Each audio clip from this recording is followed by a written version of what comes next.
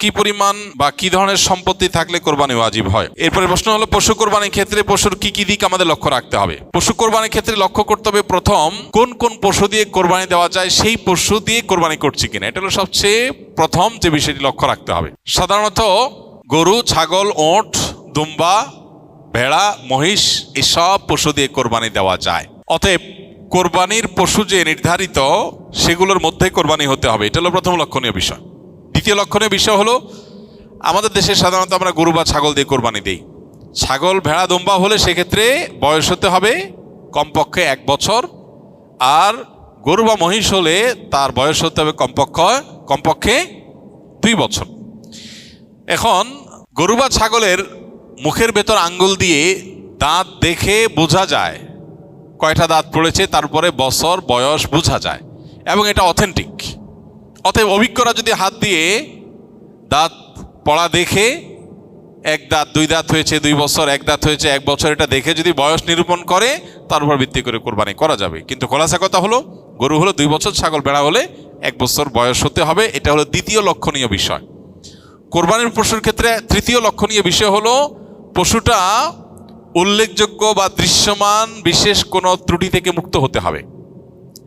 যেমন এত বেশি আঘাতপ্রাপ্ত হয়েছে যে, এত বেশি দুর্বল হয়েছে যে সে উঠে জবের জায়গা পর্যন্ত যেতে পারে না, একটা চোখে কিছু দেখেই না, একটা কান পুরা নষ্টই হয়ে গেছে, অ্যাক্সিডেন্টে বা কোনোভাবে দুর্ঘটনায় পা ভেঙে গেছে এমনভাবে যে হাঁটতেই পারে না, তো এরকম যদি হয় তাহলে সেটা কোরবানির জন্য উপযুক্ত নয়। এবং কোরবানির জন্য তৃতীয় লক্ষণীয় বিষয় হলো, এই ধরনের ত্রুটি থেকে মুক্ত থাকবে।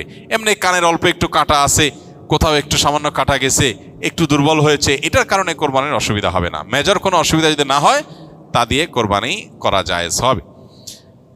তো এই বিষয়গুলো মোটামুটি কোরবানির পশু নির্বাচনের ক্ষেত্রে লক্ষ্য করা হলো কর্তব্য। আর সবচেয়ে বড় বিষয়টা হলো নিয়ত।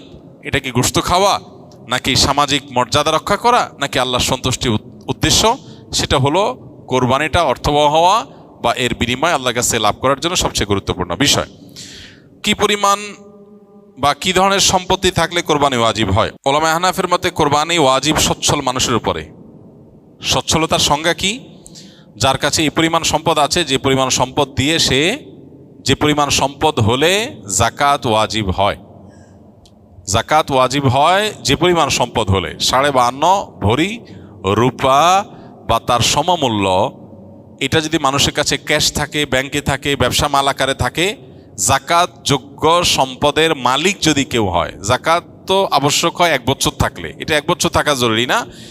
ঈদের দিনগুলোতে, কোরবানির দিনগুলোতে যদি এই পরিমাণ টাকা কারোর কাছে থাকে, সেটা ক্যাশ থাকুক অথবা ব্যবসা মাল আকারে থাকুক বা অন্য কোনোভাবে যেটা যাকাত যোগ্য হয়, এরকম সম্পদ যদি কারোর কাছে থাকে, তাহলে সেক্ষেত্রে তার উপরে কোরবানি ওয়াজিব।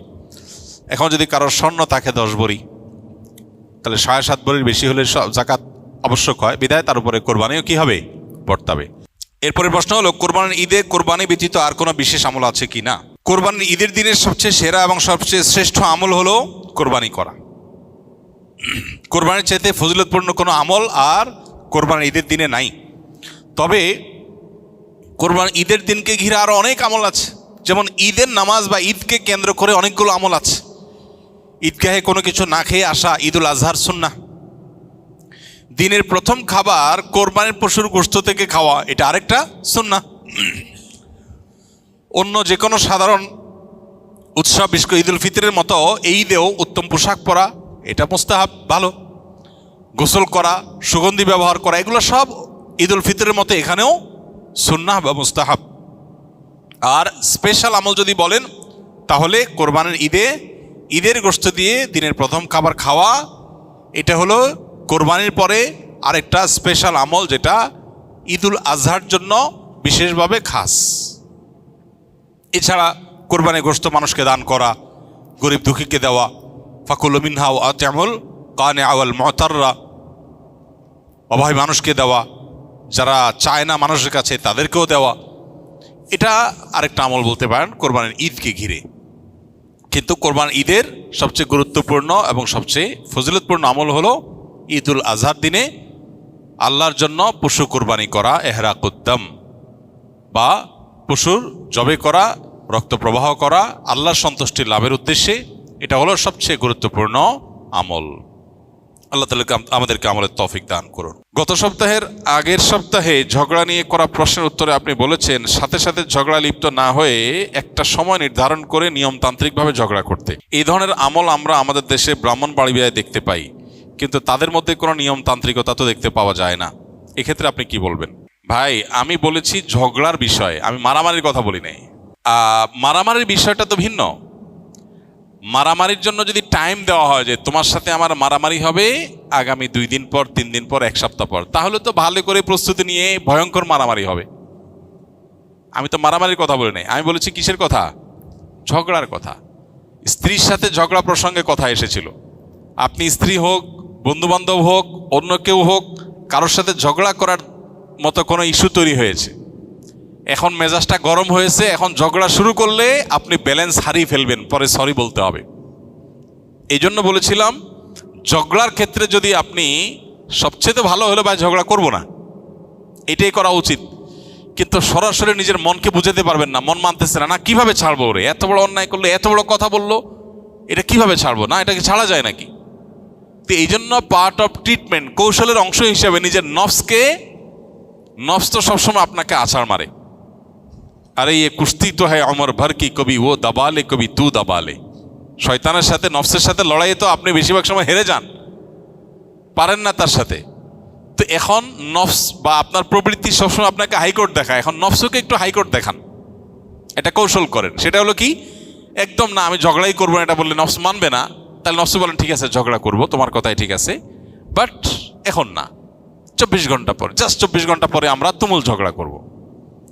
এমনকি স্ত্রীকে জানাই দিলেন যে তোমার সাথে ঝগড়া হবে 2 দিন পর, এই বিষয়ে তোমার মত আমার মত দুইটাই পরিষ্কার, আমরা এটা নিয়ে ডিবেট করব বা ঝগড়া করব, যাই হোক, এটা 3 দিন পর। 3 দিন পর যদি ঝগড়া সত্যি করতে বসেন, দেখবেন যে দুইজন চাওয়াচাওয়ি করতেছেন, শুরুটা কিভাবে করব, কারণ এতদিন ভুলে গেছেন। অথবা এখন অস্বস্তি লাগবে, আরে বলে কই কিভাবে ঝগড়া করি, তখন দেখবেন ঝগড়া করতে গেলেও ঝগড়া আর জমতেছে না, শয়তান হেরে যাবে। আমি ঝগড়ার ক্ষেত্রে বলেছি, ঝগড়া এরকম বলে কই করতে গেলে ওই আগের যে জজবাটা ওইটা আর থাকে না, ফলে আপনি জিতে যাবেন, শয়তান হেরে যাবে, আপনার সরি বলতে হবে না। এটা হলো নিজের নফসকে নিয়ন্ত্রণ করবার জন্য একটা টিপস বলেছিলাম। কিন্তু মারামারি ভিন্ন জিনিস।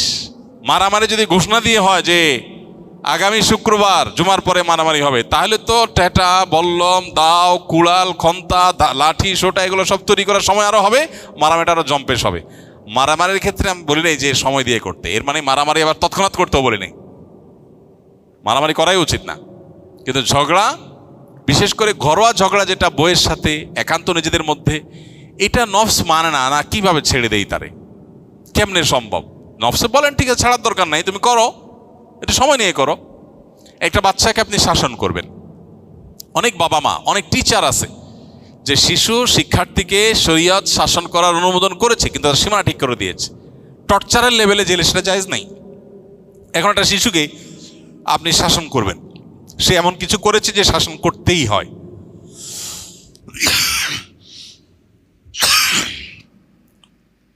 এখন শাসন করতে গিয়ে যদি আপনি তৎক্ষণাৎ শাসন করতে যান, আপনার মেজাজ গরম হয়ে যাবে, আপনি সীমা ছাড়া চলে যাবেন। তাকে হয়তো 2টা ধমক দিলে হয়তো সেখানে আপনি দিবেন তাকে এমন মায়ের যে মায়ের সে অসুস্থ হয়ে যাবে, পরে আপনি মনে মনে বলবেন ও সরি, ভুল হয়ে গেছে। তো এই জন্য এই শাসনটা বিলম্ব করেন, 6 ঘন্টা, 8 ঘন্টা, 10 ঘন্টা, 12 ঘন্টা, একদিন পরে করেন, দেখবেন যে আপনার মেজাজ এখন ব্যালেন্সে চলে আসছে। এটা হলো এই জাতীয় বিষয়গুলোর জন্য বলেছি, মারামারির ক্ষেত্রে এটা বলিনি।